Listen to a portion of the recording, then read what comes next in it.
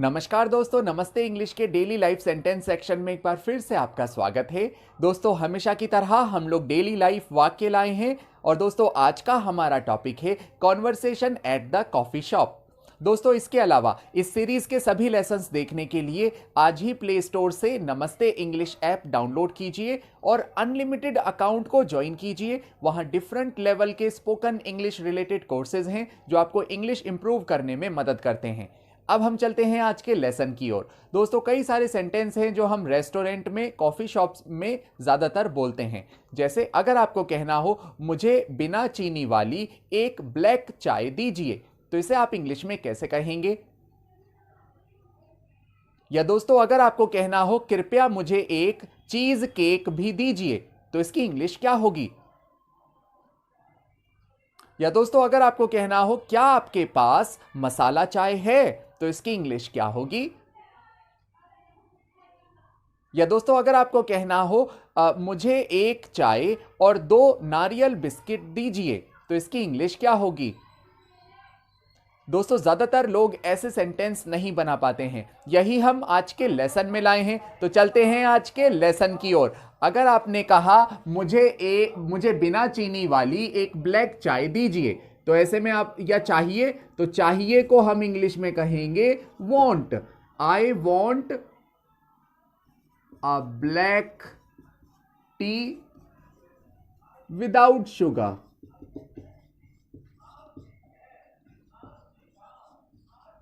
Yes दोस्तों, अगर आपने कहा मुझे चाहिए एक काली चाय, मुझे एक काली चाय चाहिए, तो इसकी इंग्लिश होगी आई वॉन्ट। वॉन्ट मीन्स होता है चाहना। आई वॉन्ट यानी मुझे चाहिए। अ ब्लैक टी, एक काली चाय, यानी मुझे एक ब्लैक टी चाहिए। आई वॉन्ट अ black T without sugar. Without sugar यानी बिना चीनी के, तो मुझे बिना चीनी के चाय चाहिए। आई वॉन्ट अ ब्लैक टी विदाउट शुगर।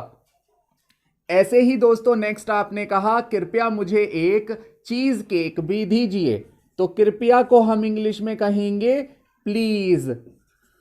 मुझे दीजिए, प्लीज गिव मी। गिव का मीन्स होता है देना। तो अगर आपने कहा मुझे दीजिए, मुझे को हम मी कहेंगे। प्लीज गिव मी यानी मुझे दीजिए अ चीज केक। मुझे एक चीज केक दीजिए, तो इसकी इंग्लिश होगी please give me a cheese cake.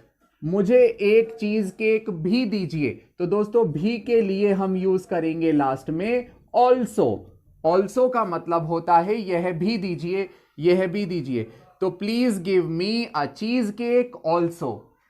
ऐसे ही आपने कहा कृपया क्या आपके पास मसाला चाय है, तो उसकी इंग्लिश होगी do you have a masala T. क्या आपके पास मसाला चाय है, तो उसकी इंग्लिश, ये एक सवाल है दोस्तों, सवाल हमेशा डू से पूछा जाएगा। क्या आपके पास मसाला चाय है? Do you have. Do you have का मतलब है क्या आपके पास है एक मसाला चाय। Do you have a masala T, तो इस तरह से ये बोला जाएगा। उसके बाद अगर आपने कहा मुझे चाय और 2 नारियल बिस्किट दीजिए, तो आपने कहा मुझे यानी गिव होता है देना। गिव यानी ओके, चाहिए, चाहिए को हम इंग्लिश में कहेंगे वॉन्ट। आई वॉन्ट यानी मैं चाहता हूं। आई वॉन्ट अ टी, मैं एक चाय चाहता हूं। And 2 coconut biscuit.